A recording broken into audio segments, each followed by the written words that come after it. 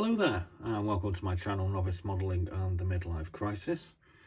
My name's Andy, and those of you who have been watching me for a while might remember that sometime in mid-April I vowed to complete 10 Japanese aircraft in basically 10 days, and I called it Land of the Rising Sun Week. And during this attempt I drank some Japanese lager, I tried sake, and I tried some Japanese treats as well. And I tried to build 10 models, and to be quite honest with you, I failed miserably.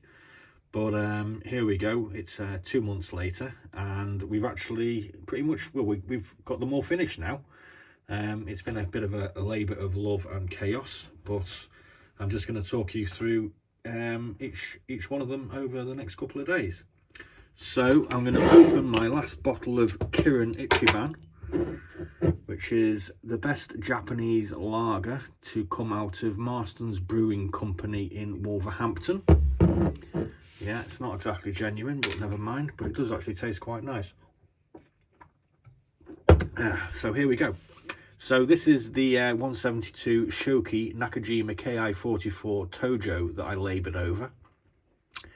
This is obviously a vintage kit produced around about 1970. That was when it was first produced, and I've just dropped it.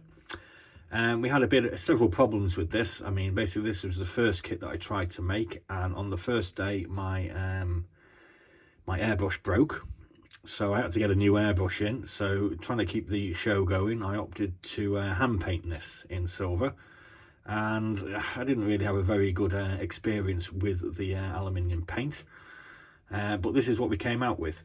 So basically I'm just going to refer to the instructions and tell you the show you the painting diagrams that I tried to follow. So it's this particular one here, and that is the wing plan. So I'm just going to read the details out for you here.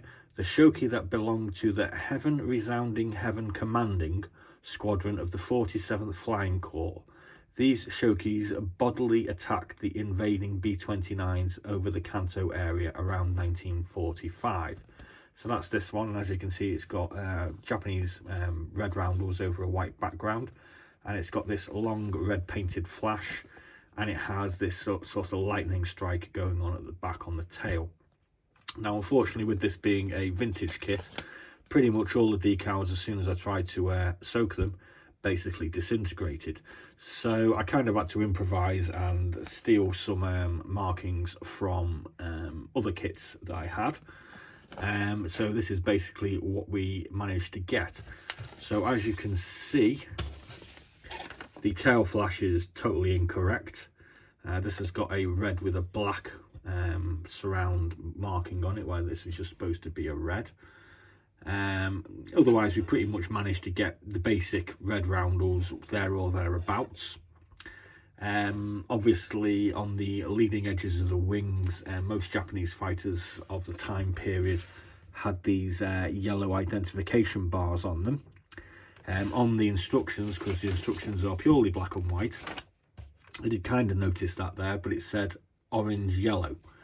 So I came up with the idea that if it was orange yellow, I was going to have to use my yellow and add a bit of red to it. And unfortunately, I came up with this orange. It kind of did actually look a bit more yellow when I applied it, I can assure you, but it dried very orange. So that was our first little problem. Obviously, this red flash here, I've actually had to hand paint it. It's an okay job for a first attempt at something like that. I seem to recall I actually used I think it was a 2p piece to use to do these sort of circular edges. So I cut a piece of masking tape in the shape of a 2p piece and then applied it. The white bands on the fuselage and the wings are obviously painted white. This one here obviously took a bit more heavy painting than this one on this side, and the details has been slightly more obliterated. We did have a hell of a issue with the cockpit canopy cover, which is quite obvious because it's not very nice to look at.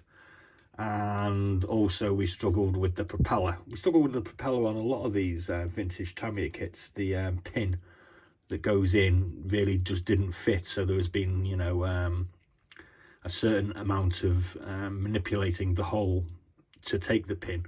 Unfortunately, I wasn't quite aware of this on this particular kit and tried to apply a little bit of pressure and the damn thing snapped.